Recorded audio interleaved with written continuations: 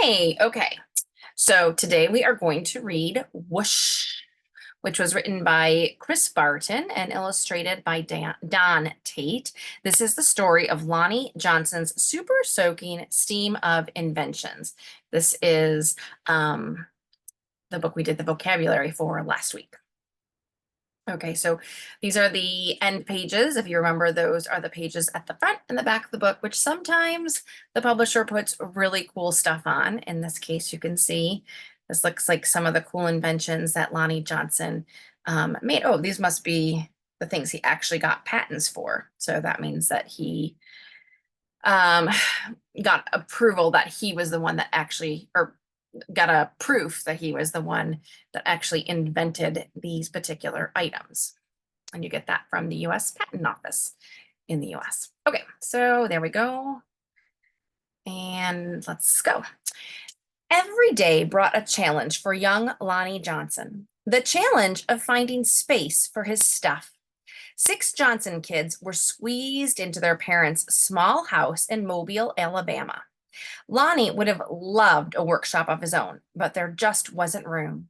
There was nowhere to keep his rocket kits. I think most people don't have rocket kits.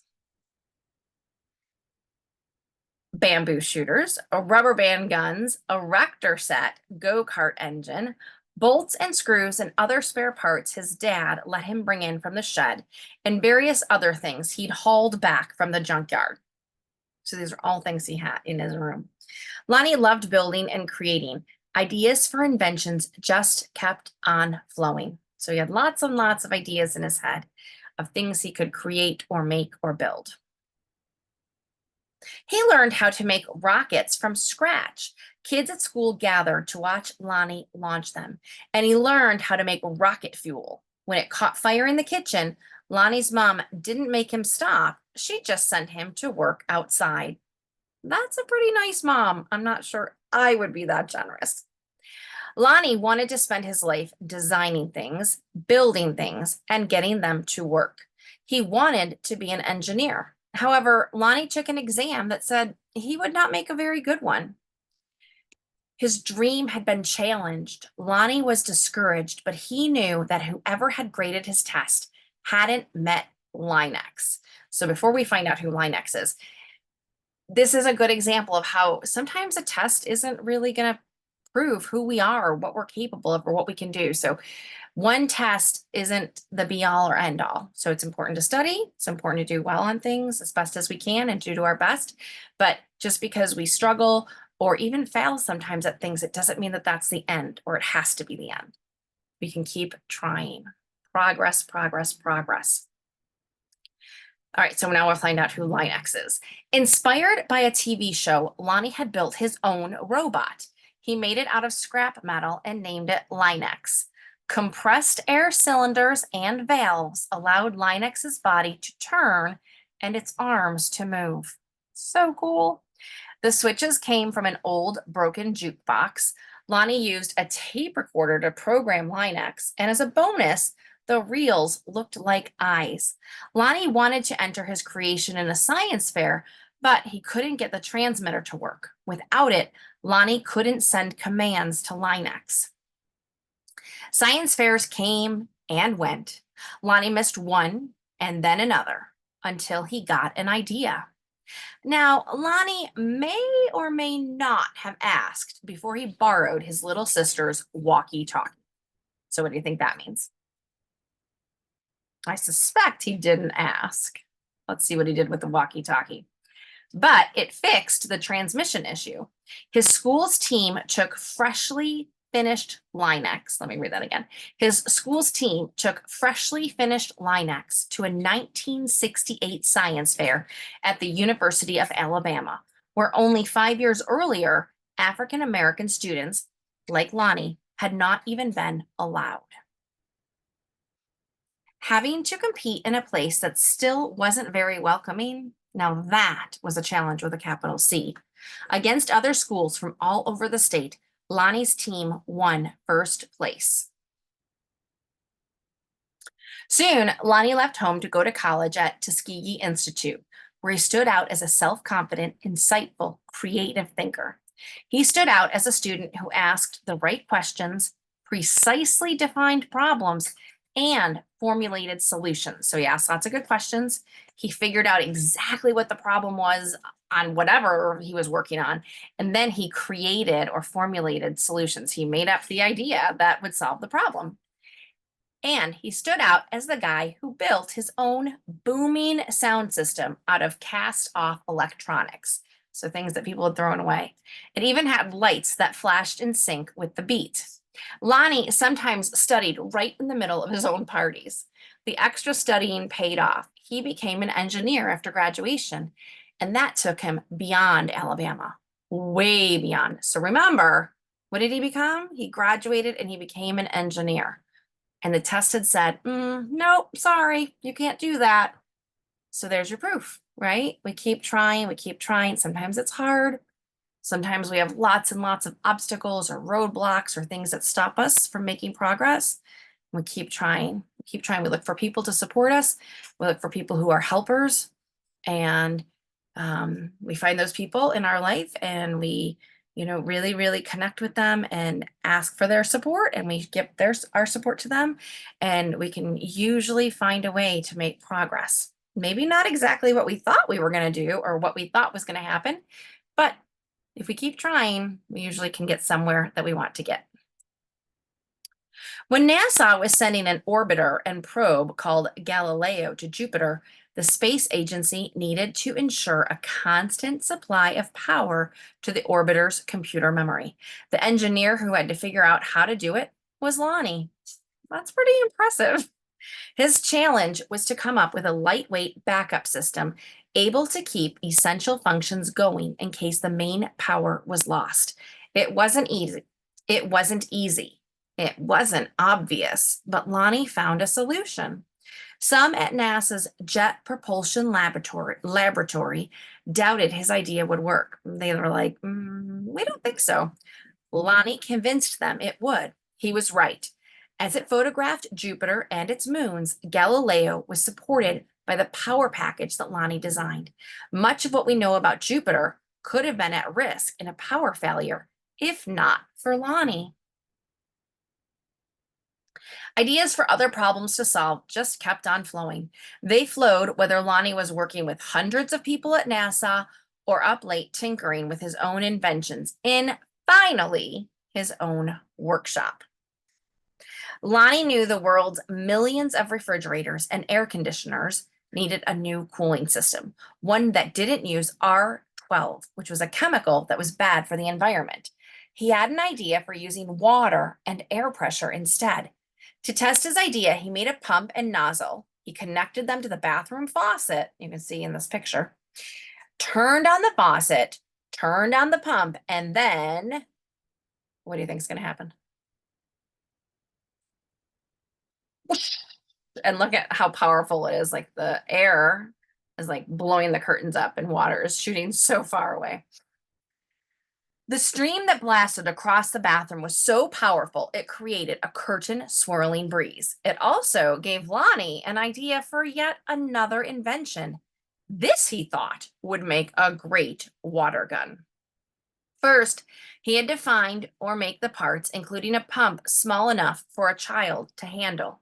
Then he had to glue the parts together into a prototype, which is an early version with room for improvement. So it's like a first draft. When you write a paper, a prototype is like a first draft of the thing that you're building.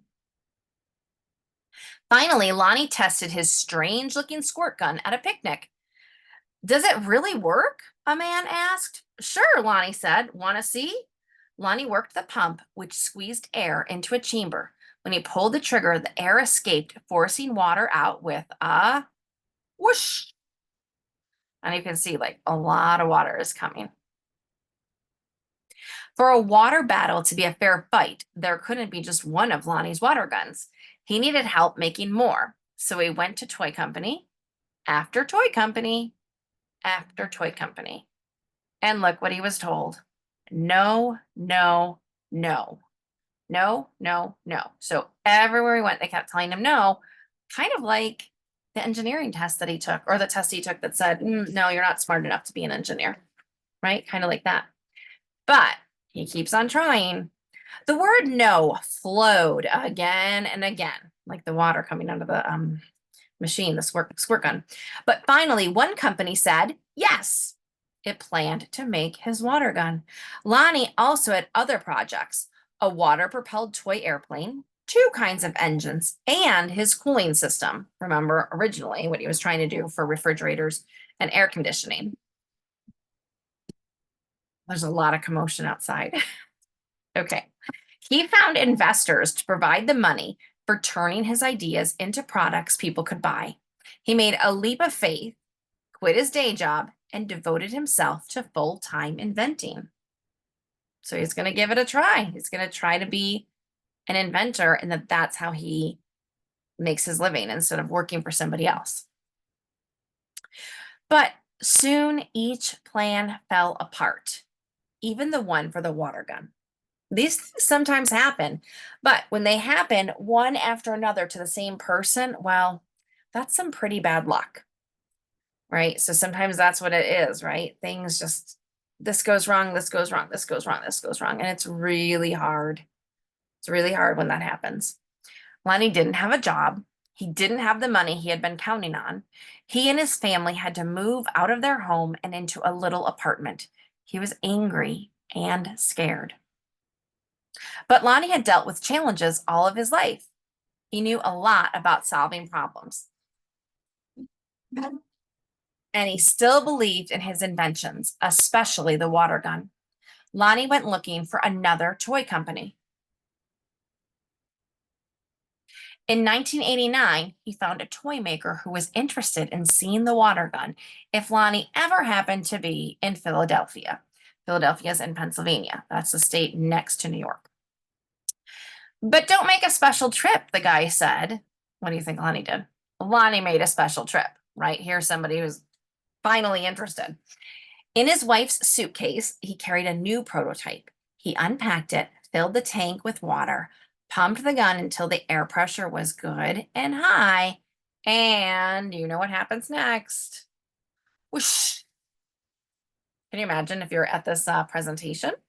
Probably at somebody's office. Let's see. You can't really see, but there's a table and so he's at like an office, and all of a sudden you're these business people deciding if you're going to buy this guy's invention, and he splashes water all over the whole room.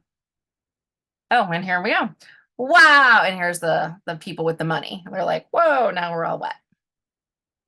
Kids everywhere agreed with that wow. So I guess they did it. Lonnie's water gun, called the Super Soaker, have you played with one? Became a smash hit. In no time, there were super soakers in backyards and on beaches, in parks, and on playgrounds. Each sale of a super soaker put a little money into Lonnie's pocket. Finally, right? He's had so many challenges, from being told you can't even do this job to coming up with the invention, making the prototype, being told no, no, no, no, no from so many different companies, finally getting somebody to agree to do it, and then being told, oh, no, never mind, we can't do it for whatever reason. They didn't have the money. That would mean like they don't have the funding, we can't afford it, or they just decided against it, or who knows. They had to leave his house. They had to move into a small apartment. So many things went wrong. But now finally, it's been mass produced, meaning lots of people are able to buy it. All those hours, all those years that Lonnie spent in his workshop had paid off big time. Now he could afford to do just about anything he wanted. So what did Lonnie do? He got a bigger workshop, which is where you will find him today, because facing challenges, solving problems, and building things are what Lonnie Johnson loves to do. And his ideas just keep on flowing. And here is the author's note. Well, actually, before we do that, I want you to pause and think, what's one thing you want to remember from this story? Remember, we talked about how that's a good way to help us remember either a key detail from the story or even just a message we want to take away. So I always recommend, and you can do this after every page, even after every paragraph, if you're reading something that's kind of hard. But so pause the video and think of one thing and tell each other that you want to remember about this story or about Lonnie. Okay. So here's the note from the author. A super soaker uses a pump to compress the air found in its water reservoir. That's like the section where the water is held, which puts pressure on the water. When the trigger is pulled, the pressurized water can escape and whoosh. If you search the internet for how super soakers work, you'll find a lot more about what goes on inside Lonnie Johnson's most famous invention. Remember to get permission from either your teacher or your adult if you're at home on searching the internet. Don't do it without permission. But if you want to better understand how Lonnie Johnson himself works, then you'll put this book down, step away from the computer screen, and get permission to take something apart so you can see those kinds of goings on for yourself. You might even start with a super soaker. And that's a really great way to learn. Take things apart, always with permission, and make sure it's unplugged. This book began with a lunchtime conversation I had with a couple of librarians in Texas. They had recently gone to a seminar where attendees were asked to draw a picture of a scientist. The most common image, that means the one that most people drew, was of a guy who resembled Albert Einstein, lab coat, wild hair, white skin.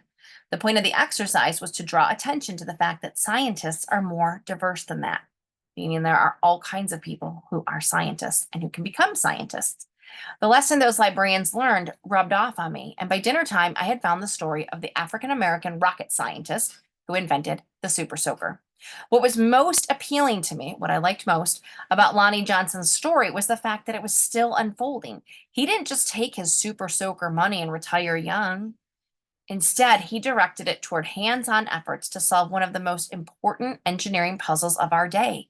His mission to efficiently harness heat energy from the sun and other sources in order to generate the electricity we need without polluting the planet. So that sounds like a whole nother book to find out on Lonnie Johnson and read. I loved talking with Lonnie Johnson for this book. So that's a good author. She was able to really go right to the subject. Lonnie was the subject, and interview him. I have never laughed as hard during an interview as I did when we discussed his work on Linux, the robot, and how his family put up with his efforts, or rather, how they encouraged him. It's no surprise that today, even as he continues his own work, Lonnie Johnson makes time to encourage the efforts of tomorrow's scientists and engineers. I hope that this book will encourage them too. And that could be you. Right? You might be an engineer or a scientist or somebody who builds things for other people, right? And it could be something big or something small. It sounds like, I didn't check. We'll have to check to see if Lonnie Johnson is still alive. If he is, you can write him a letter. All right. I hope you enjoyed this book. And let's see. And there's the end pages. Oh, look, these are different end pages than on the front. All right. I hope you liked it.